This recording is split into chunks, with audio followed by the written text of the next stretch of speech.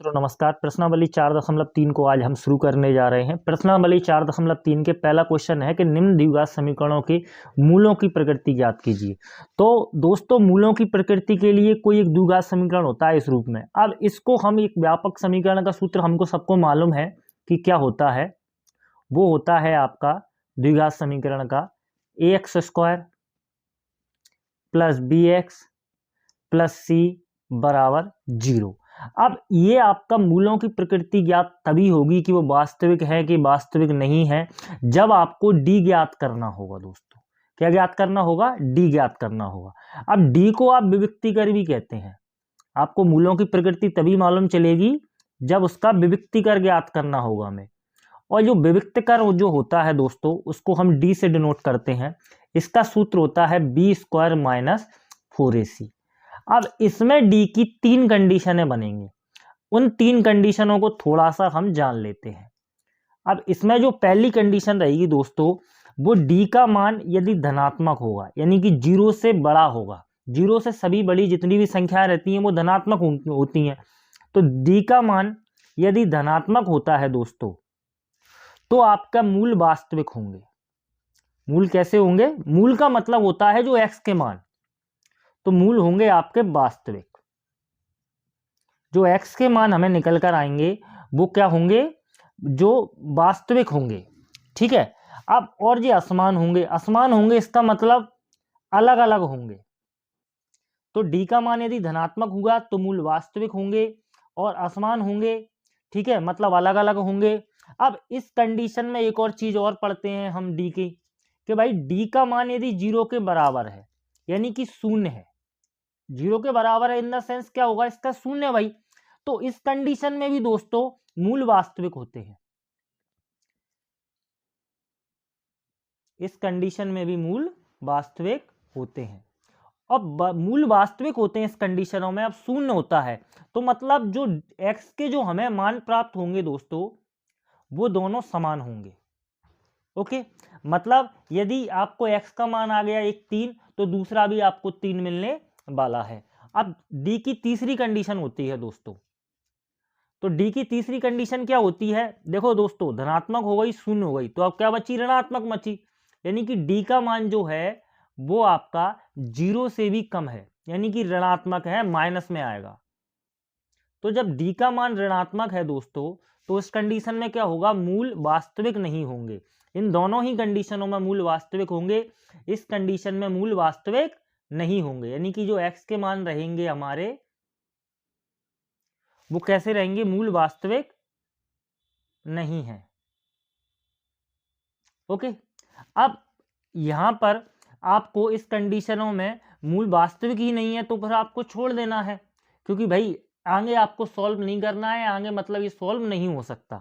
अब ये दोनों कंडीशनें देखनी है आपको, क्योंकि इनकी आपको जरूरत पड़ेगी। इसने बोला है आपसे यदि मूलों का अस्तित्व हो, तो यदि ये दोनों कंडीशन बनती हैं तो दोनों में ही मूलों का अस्तित्व होगा। मूलों का अस्तित्व होगा, ये दोनों ही कंडीशनों में है। चाहे भले आपका डी का मान धनात्मक हो, चाहे भले डी का मान शून्य हो, इस कंडीशनों में भी मूलों का अस्तित्व होगा। अस्तित्व होगा।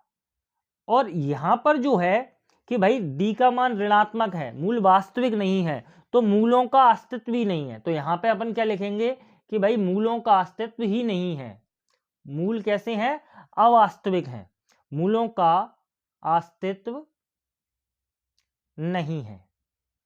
तो दोस्तों, ये कंडीशन है, तीनों हमने पढ़ ली हैं। इनको ही हमें अपने क्वेश्चन में अप्लाई करना है। मैं एक बार अच्छे से रिपीट कर देता हूं। यदि डी का मान यदि आपका धनात्मक होगा तो मूल वास्तविक होंगे। डी का मान यदि शून्य होगा तो ही मूल वास्तविक होंगे। लेकिन डी का मान यदि ऋणात्मक हो, विभक्तिकर का मान जब हम इसको सॉल्व करेंगे तो यदि वो ऋणात्मक होगा तो इसका मतलब है कि वो वास्तविक ही नहीं है। ओके, अब जब डी का मान धनात्मक है तो मूलों का अस्तित्व होगा। इस कंडीशन में भी मूलों का अस्तित्व होगा, लेकिन ये वाली कंडीशन में मूलों का अस्तित्व नहीं होगा, क्योंकि इसमें दो चीजों के बारे में आपको बताया है। अब देखते हैं हम दोस्तों पहले वाले क्वेश्चन को। तो पहले क्वेश्चन को देखते हैं। पहले क्वेश्चन में आपको एक समीकरण दिया गया है द्विघात समीकरण 2x² - 3x + 5 = 0।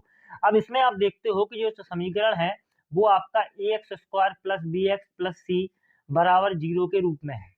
यहाँ पर a का मान आपको 2 है, तो यहाँ अपन a के मान को लिखते हैं 2, और b का जो मान है वो है दोस्तों -3, और जो c का मान है वो है हमारे पास 5। अब इसमें हमें पता है कि ये तो हमारे पास ABC के मान आ गए। अब इसमें आपको चेक करना है कि भाई मूलों की प्रकृति ज्ञात करना है अपन को, तो इसको मालूम तभी चलेगा जब हम इसको विविक्तिकर को निकालेंगे। तो भाई विविक्तिकर आपका क्या होता है, किसके लिए, मूलों की प्रकृति के लिए। तो मूलों की प्रकृति के लिए, तो दोस्तों इसको मूलों की प्रकृति के लिए जब हम विविक्तिकर लगाएंगे यानी कि डी को लगाएंगे तो वो क्या होता है, डी बराबर बी स्क्वायर माइनस 4ac। तो यहाँ पर b का मान कितना है, -3, यानी कि -3 का स्क्वायर, 4 की जगह 4, a का मान है आपके पास 2, और जो c का मान है वो है आपके पास 5। इसको हम सॉल्व करते हैं तो -3 और -3 का स्क्वायर होगा तो ये हो जाएगा +9, और 4 दूनी 8 और 8 पंजे 40। अब 40 में से 9 गए दोस्तों, आपके बचेंगे -31, यानी कि जो डी का मान मिला हमें वो मिला -31। अब इसका मतलब है डी का मान ऋणात्मक है, तो चूंकि डी जो है वो क्या है, 0 से भी छोटी है, मतलब ऋणात्मक है। अब इस कंडीशन में अभी हमने पढ़ा था कि भाई इस कंडीशन में जब मूलों की प्रकृति ज्ञात करना है तो इसका मतलब हुआ कि मूल वास्तविक ही नहीं है, मूल वास्तविक ही नहीं है, और अर्थात वास्तविक नहीं है तो भाई मूलों का अस्तित्व होगा क्या, मूलों का अस्तित्व बिल्कुल नहीं होगा। तो हम यहाँ पे लिखेंगे अतः मूल वास्तविक नहीं है, मूल वास्तविक नहीं है। और जब मूल वास्तविक ही नहीं है तो फिर इसका मतलब मूलों का अस्तित्व ही नहीं है। ठीक है, मूल वास्तविक नहीं है तो मूलों का अस्तित्व ही नहीं है। यदि अस्तित्व होता दोस्तों तो हम इसको आगे सॉल्व करता। ठीक है, तो अस्तित्व नहीं है। ओके दोस्तों, ये आपका यहाँ पर पहला क्वेश्चन समाप्त होता है। अब देखते हैं हम दूसरे नंबर के क्वेश्चन को। चलिए दोस्तों, दूसरे क्वेश्चन को स्टार्ट करते हैं। अब दूसरे क्वेश्चन में आपको एक द्विघाती समीकरण दिया हुआ है। अब यहाँ पर जो a है वो है आपके पास 3, और जो b है उसका मान है आपके पास -4√3, और जो c है उसका मान है आपके पास 4। अब इसमें हमें क्या है कि इसकी मूलों की क्या प्रकृति ज्ञात करना है, तो इसका मतलब हमें विविक्तिकर को लगाना होगा, यानी कि d से हमें मालूम चलेगा। तो d बराबर होता है बी स्क्वायर माइनस 4ac बराबर बी स्क्वायर है, मतलब कि -4√3 का स्क्वायर है। अब यहाँ है 4, a का मान है आपके पास 3 और c का मान है आपके पास दोस्तों 4। जब इसको सॉल्व करेंगे तो -4√3 का स्क्वायर का मतलब है कि -4√3 का 2 बार गुणा, 4 का गुणा 4 में किया दोस्तों, ये हो गया आपके पास +16, और √3 का गुणा हम √3 से करेंगे तो ये हो जाएंगे आपके पास पूरे 3, 16 कितना हो गया आपके पास 48। ये दोस्तों यहाँ से इसका जो सॉल्यूशन मिला वो मिला हमें 48, 4 × 12 और 12 चौक 48, तो ये भी हो गया दोस्तों आपका 48। 48 में से आपके 48 जाते हैं तो 0 बचेंगे। इसका मतलब डी का जो मान है दोस्तों वो हमें 0 प्राप्त हुआ। तो 0 जब होता है डी का मान तो हमें मालूम है कि भाई मूल वास्तविक होते हैं, तो जो मूल है आपके वो आपके वास्तविक है। अब जब मूल वास्तविक है तो उनका अस्तित्व भी होगा। हमने स्टार्टिंग में जब बेसिक चीजों को नोट किया तो उस समय हमने इस पे देखा कि मूल यदि वास्तविक है तो उनका अस्तित्व भी होगा। अब इस कंडीशन में क्या होता है कि भाई आपको बताना होता है कि मूल कैसे हैं, तो मूल कैसे हैं, बराबर है, मतलब जो x के मान जो हमें आएंगे वो एकदम इक्वल आएंगे। तो हम लिखेंगे कि तथा बराबर, इसको थोड़ा सा मैं ऐसे हल्का सा वो उसमें मूल लिखना भूल गया, तथा मूल कैसे हैं, बराबर हैं दोस्तों। चलिए, अब जब इनका अस्तित्व होगा दोस्तों तो हमें इनको ज्ञात करना है, मतलब x के मानों को हमें निकालना है। तो आपको द्विघाती सूत्र जो आपको बुक में भी देखना आपके पास, वो द्विघाती सूत्र है, और वो सूत्र है आपका x बराबर माइनस का b प्लस माइनस कोष्टक में रूट में d और 2a। ठीक है, अब कहीं कहीं जो रूट में जो d का मान है, मतलब विविक्तिकर का मान है, वो बी स्क्वायर माइनस 4ac लिखा है, तो इसका मतलब ये d को ही हमने यहाँ पर लिख दिया है। चलिए दोस्तों इसमें हम मान पुट कर लेते हैं। अब जब इसमें हम मान पुट करेंगे तो ये क्या हो जाएगा, जो b का मान है वो है आपके पास -4√3। अब एक बार तो ये सूत्र का है और एक बार खुद ही माइनस है, तो यहाँ पे आप थोड़ा सा गलती नहीं करना। प्लस माइनस डी का मान है आपके पास 0 बटे में है आपके पास 2a।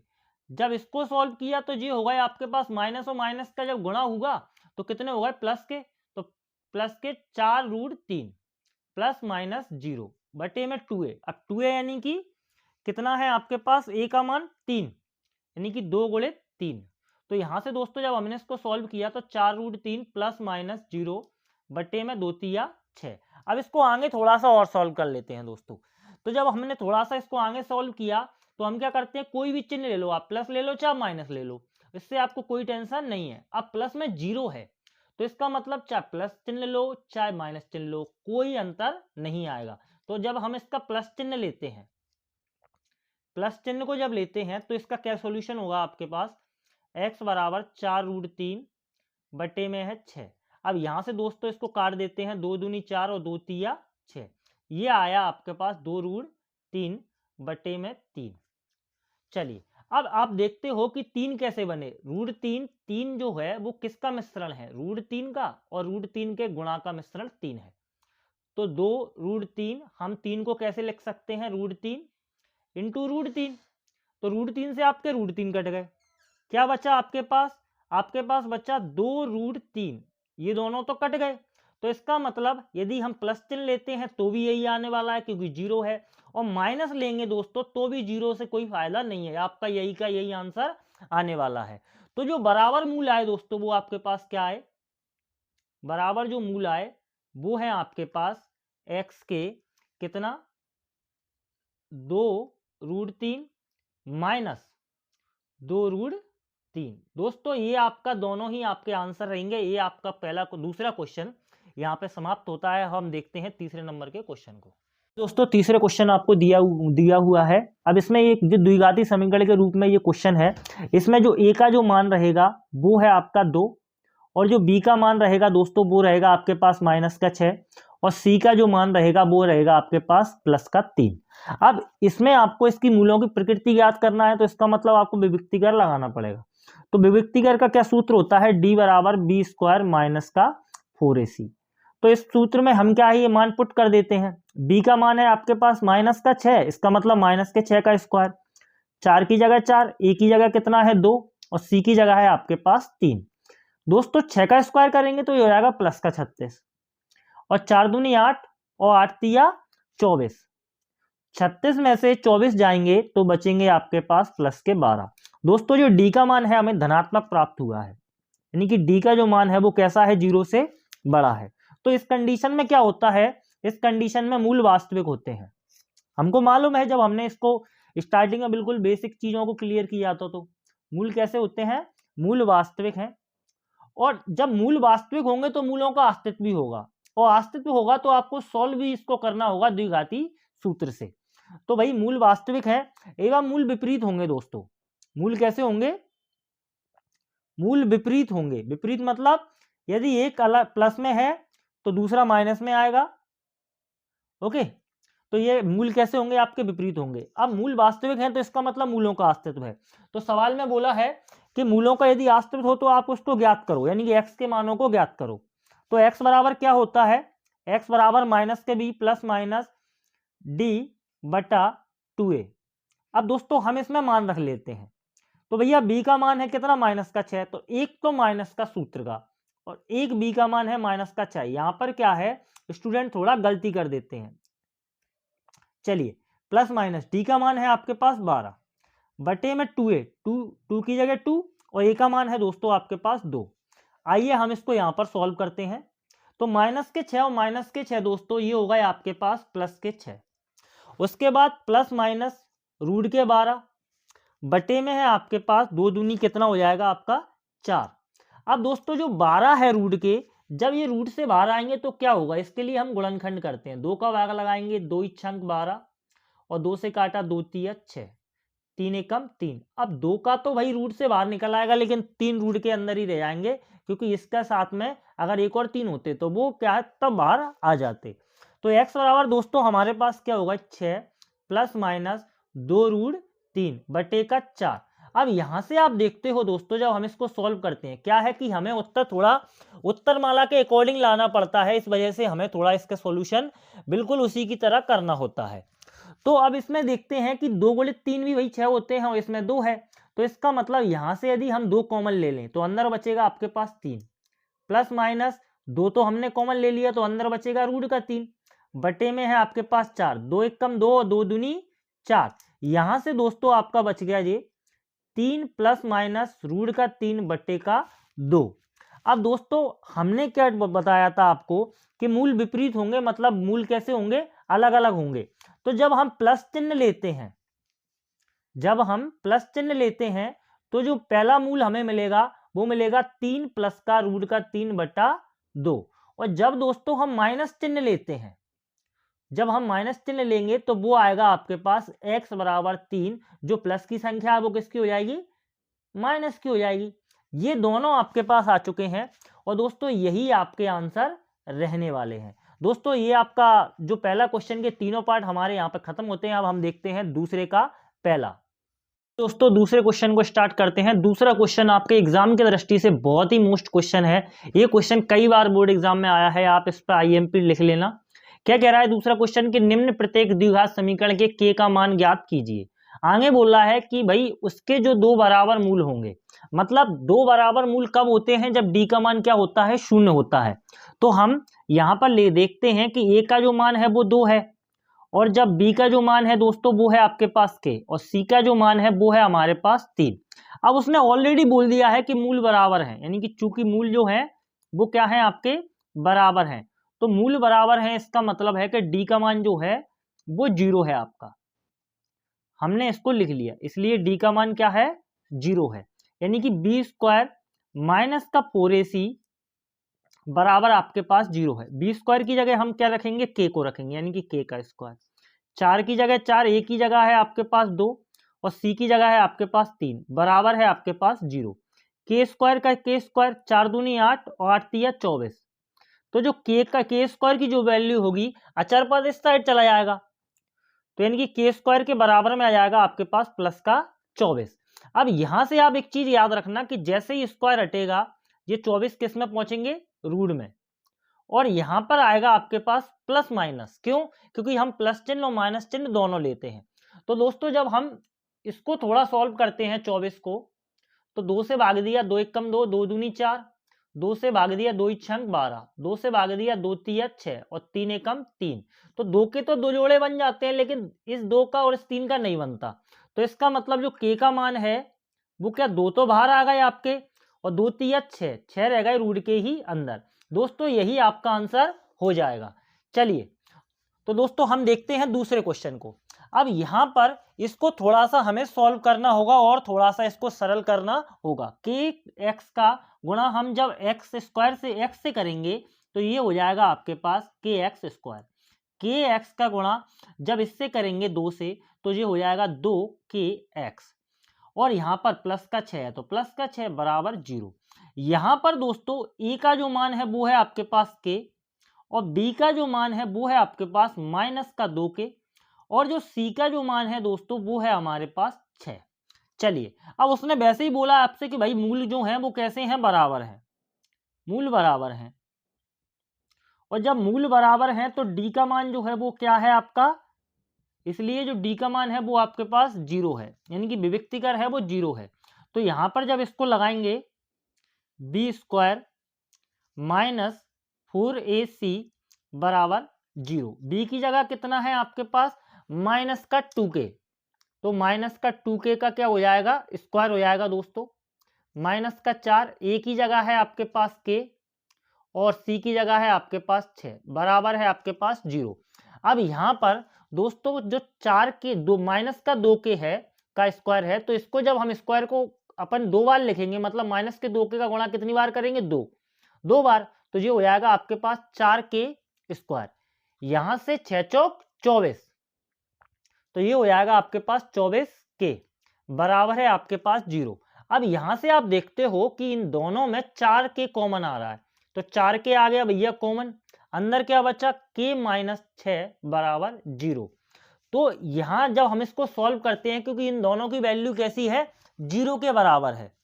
किसके बराबर है, 0 के। या फिर आप ये कहें कि 4 के गुणा में है, बटे में चला जाएगा तो 0 हो जाएगा। तो यदि हम 4 के बराबर 0 रखते हैं तो k का मान जो मिलता है दोस्तों वो कितना होता है, 0/4। तो इसका मतलब है k का मान आया हमें 0। अब ये अमान्य होगा दोस्तों, कैसा होगा, अमान्य। क्यों होगा इसके थोड़ा सा हम जान लेते हैं कि k का मान यदि हमने 0 रख दिया तो ये जो पूरा 0 हो जाएगा यहाँ पर। और हमें पता है कि द्विघात समीकरण में a का मान 0 नहीं हो सकता, तो इसका मतलब ये जो है k का मान 0 अमान्य है। और यदि हम k माइनस 6 बराबर 0 रखते हैं दोस्तों तो k का मान मिलता है हमें प्लस का 6। यह मान्य होगा, यह कैसा है, मान्य है। तो दोस्तों यही हमारा आंसर हो जाएगा। अब दूसरे जो सबसे मोस्ट क्वेश्चन था दोस्तों, ये आपका यहाँ पर समाप्त होता है। अब हम देखते हैं नेक्स्ट क्वेश्चन को। दोस्तों तीसरे क्वेश्चन को स्टार्ट करते हैं। तीसरा क्वेश्चन आपसे क्या कहता है कि क्या एक ऐसी आम की बगिया बनाना संभव है जिसकी लंबाई चौड़ाई से दोगुनी हो और उसका जो क्षेत्रफल है वो 800 वर्ग मीटर हो। यदि है तो उसकी लंबाई और चौड़ाई ज्ञात कीजिए। तो दोस्तों ये आपके पास लंबाई चौड़ाई की बात हो रही है, इसका मतलब जो है वो आयत है, जो बगिया है वो आयत है। अब जो चौड़ाई को यदि हम x मान लें, अब चौड़ाई जो है वो लंबाई क्या है, लंबाई चौड़ाई से दुगनी हो, मतलब लंबाई ज्यादा है। तो भाई चौड़ाई यदि x है तो लंबाई दोस्तों आपकी हो जाएगी 2x। इसी रूप को हमें यहां पर मान लेते हैं क्योंकि हमें लंबाई और चौड़ाई ज्ञात करना है।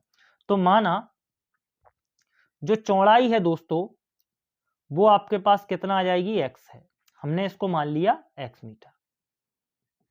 और जो लंबाई है दोस्तों वो आपकी कितना हो जाएगी भैया, इससे दुगनी है, यानी कि 2x। अब आपसे आगे कह रहा है कि उसका क्षेत्रफल यदि 800 वर्ग मीटर हो तो हम क्या लिखेंगे, प्रश्नानुसार।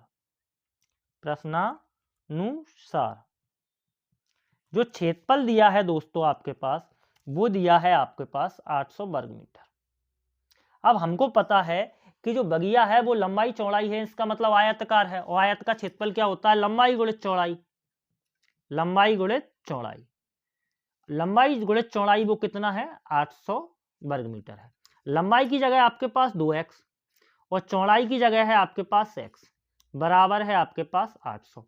2x का और x का जब हमने गुणा किया तो 2x स्क्वायर बराबर है आपके पास दोस्तों 800। 2 से हमने इसको काट दिया, गुणा में है आप बटे में ले जाओ, कोई समस्या नहीं है, ये कटा आपका 400 बार, मतलब x बराबर आ गया आपके पास 400। दोस्तों जैसे ही x से स्क्वायर हटेगा तो ये किस में पहुंच जाएगा, रूट में। अब यहाँ एक चीज आप थोड़ा सा नोट करने वाली बात है कि वैल्यू प्लस माइनस में आती है। क्यों, क्योंकि 2 मूल निकलते हैं, कितने मूल निकलते हैं, 2, तो प्लस माइनस में वैल्यू आती है।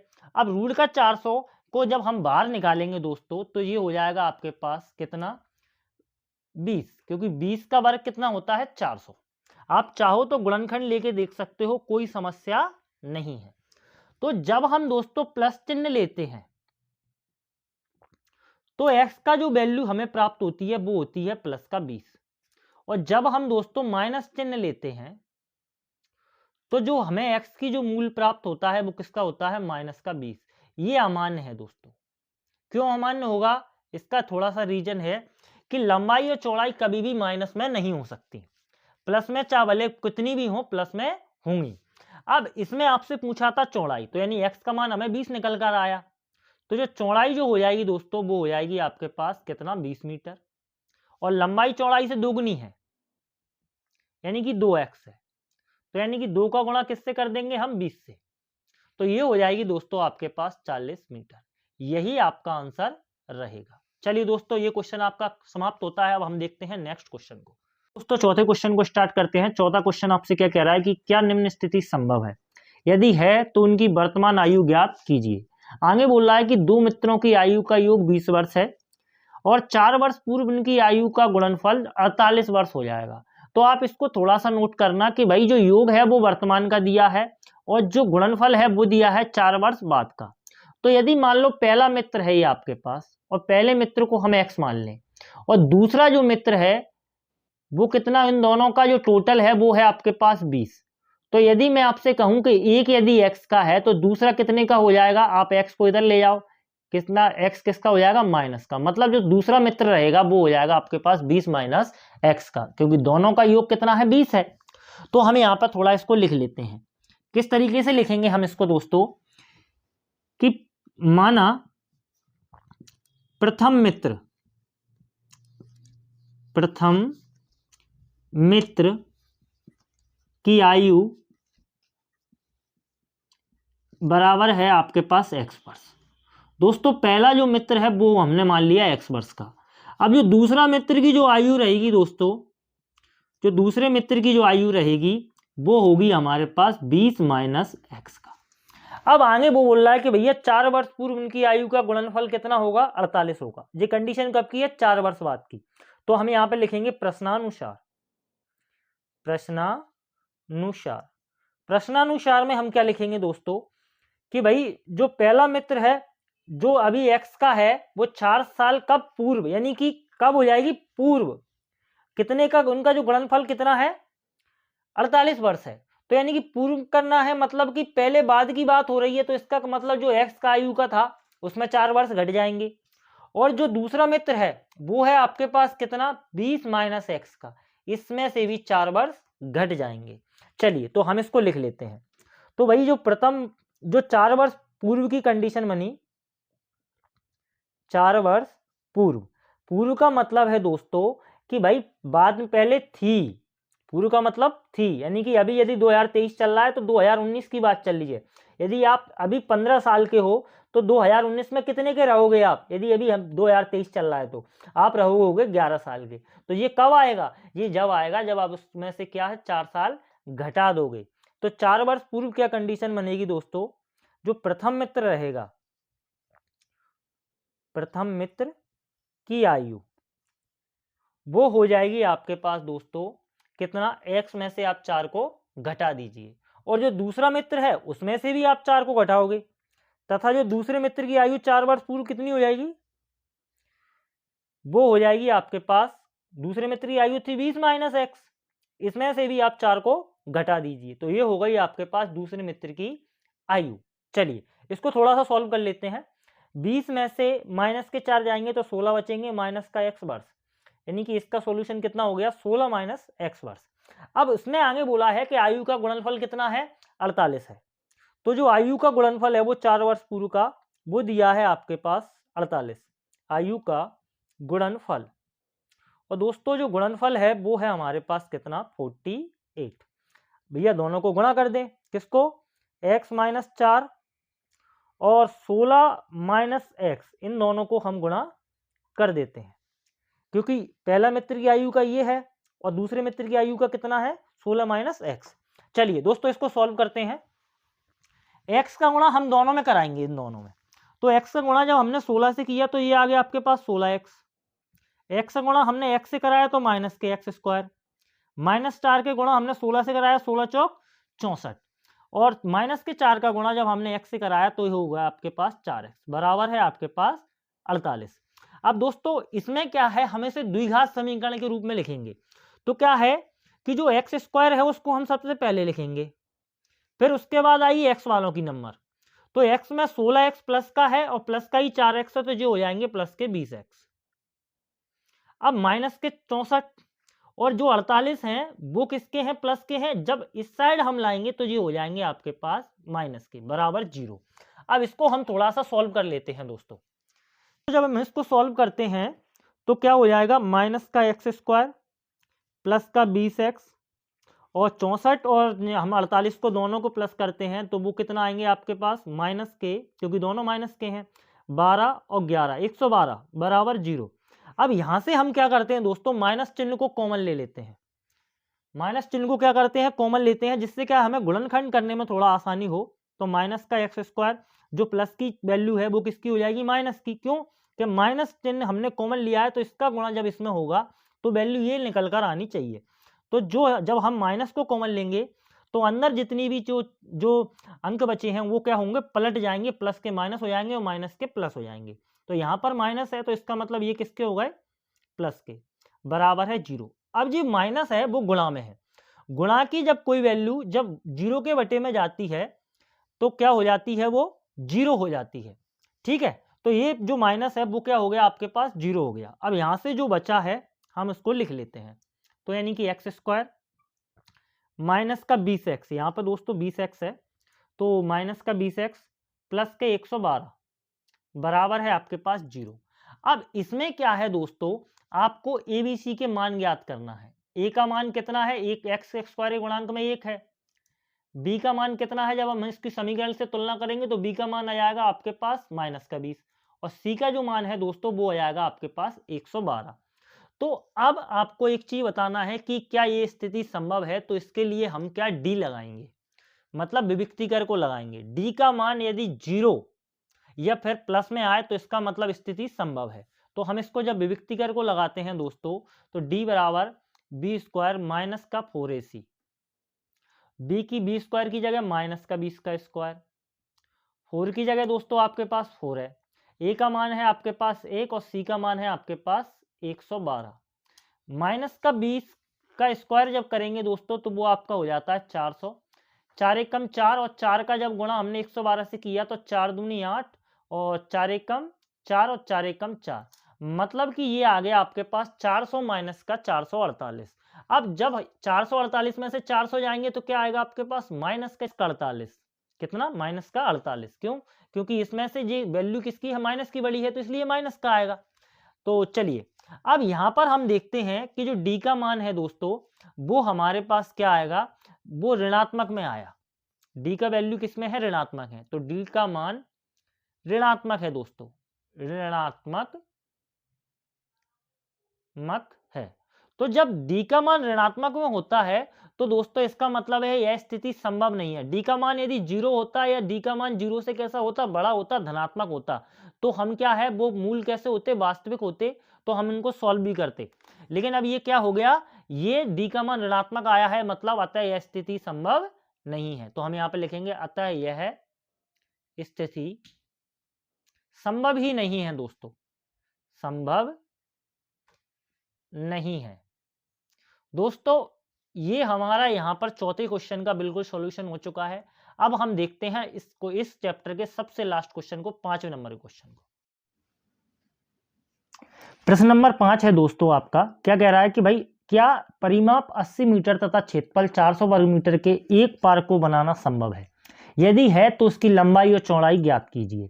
अब इसमें क्या है दोस्तों, आपको ये बताना है कि पार्क बनाना संभव है कि नहीं है। तो यदि विभक्तिकर का जो मान है वो 0 या फिर 0 से अधिक होगा तो पार्क बनाना संभव होगा। तो इसके लिए क्या है, हमें पहले द्विघाती समीकरण चाहिए। तो हम क्या करेंगे, लंबाई को दोस्तों हम x मान लेंगे और चौड़ाई को मान लेंगे हम y। तो हम यहाँ पे लिखेंगे कि माना पार्क की लंबाई x है। दोस्तों हमने लंबाई को क्या किया है, x मान लिया है। अब जब लंबाई को x माना है तो हम पार्क की जो चौड़ाई है उसको हम y मान लेंगे। पार्क की चौड़ाई को हम क्या मान लेंगे, y। तो ये हो गई आपके पास दोस्तों y। अब उसने बोला है कि भाई परिमाप 80 मीटर है, तो हम सब जानते हैं कि अब ये क्या है, लंबाई चौड़ाई है, इसका मतलब आयत है।